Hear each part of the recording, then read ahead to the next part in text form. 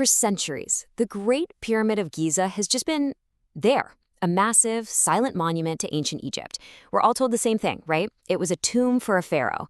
But what if that's not the whole story? Not even close. What if this ancient wonder holds a message, a kind of code, that challenges everything we think we know about our own past? Okay, let's just get right to the heart of the matter. We've all seen it in the textbooks. The pyramids are these giant, fancy tombs for pharaohs. Simple enough. Except there's a huge, glaring problem with that story. After centuries of digging and exploring, guess how many pharaohs' mummies have been found inside? 0. Not a single one. So if they weren't tombs, what on earth were they for? And that one simple question, tombs without mummies, is where our whole investigation begins. This isn't some small detail we can just sweep under the rug. The complete absence of bodies, it forces us to question the entire official story right from page 1. Now, to really get a feel for this mystery, you first have to wrap your head around the mind-boggling scale we're talking about. The Great Pyramid is built from 2.3 million stone blocks. And get this, many of them weigh as much as an elephant. Its base is a sprawling 13 acres. This isn't just a building, it's a man-made mountain. But here's the thing, it's not just the colossal size that's so stunning. The real mystery, the thing that keeps people up at night, is how it was built.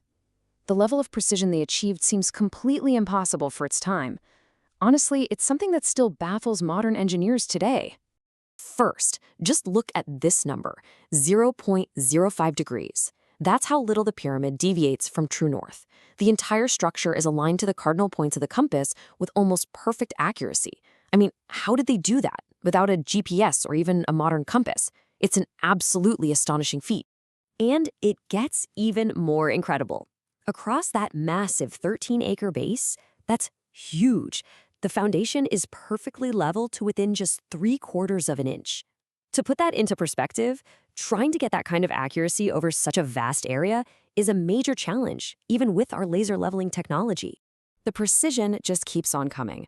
The 4 sides of the base, each one stretching over 230 meters, are virtually identical in length. We're talking 99.98% accurate to one another. The difference between the longest and shortest side is less than 2 inches. The craftsmanship is almost supernatural. So you have to ask yourself the big question. With the tools we're told the ancient Egyptians had, copper chisels and stone hammers, how was this level of massive, pinpoint precision even conceivable, let alone achievable? How? Well, this is where the theory we're exploring today takes a really fascinating turn. What if all that insane precision wasn't just for show? What if the pyramid's very dimensions contain a message? A numerical code that actually models our planet Earth with stunning accuracy. Now, to understand this mathematical message, we first need a quick refresher on the solar equinox.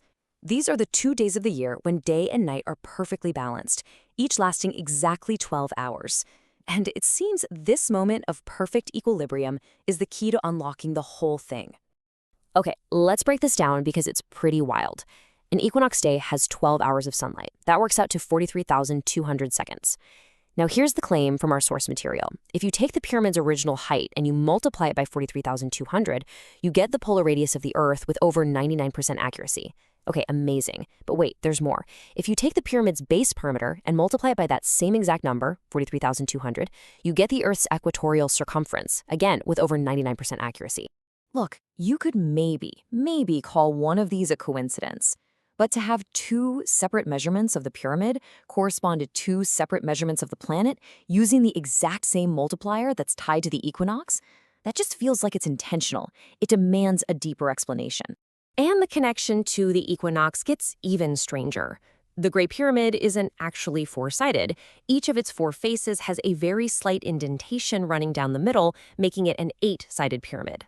This feature is so subtle you can't see it from the ground. It's only visible from the air during sunrise and sunset on, you guessed it, the solar equinox.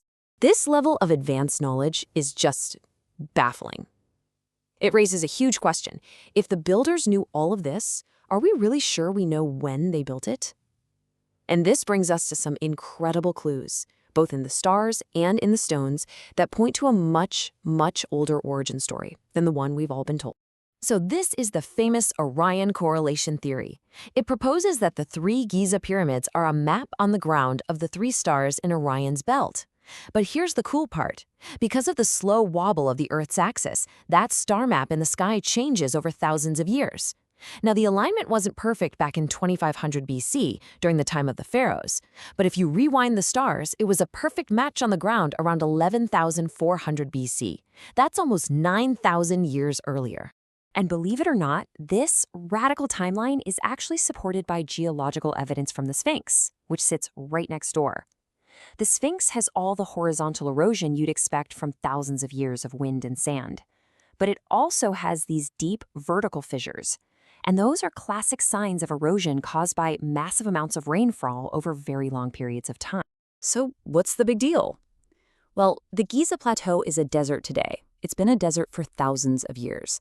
The last time this region had a climate with enough prolonged, heavy rain to carve those patterns into solid limestone was way back at the end of the last ice age, around 9,700 BC, a date which, amazingly, lines right up with that Orion star cluster. Okay, let's just take a step back and pull all these threads together. We have this whole series of profound problems with its purpose, its precision, its mathematics, and its timeline that all seem to poke holes in the conventional story. So what hypothesis could possibly connect all these dots? So let's just quickly recap the case presented in our source. No mummies, construction precision that rivals modern technology, dimensions that uncannily model the Earth, a celestial alignment that points to a prehistoric date, geological evidence of a long-lost rainy climate, and maybe the strangest clue of all. Among the thousands and thousands of hieroglyphs the Egyptians left us, not a single one describes how or why they built their greatest monument. And all of this leads us to the final hypothesis put forward by the source material, that the pyramids are not a product of the dynastic Egyptians at all, but an inheritance, a silent stone legacy left behind by a lost, highly advanced civilization that existed in the remote past and was then completely forgotten by history. And that's really the core of the mystery. It leaves us with a pretty profound and unsettling question. We look at the Great Pyramid for answers about ancient Egypt, but maybe we should be looking at it for answers about a past far older and far more mysterious than we ever imagined.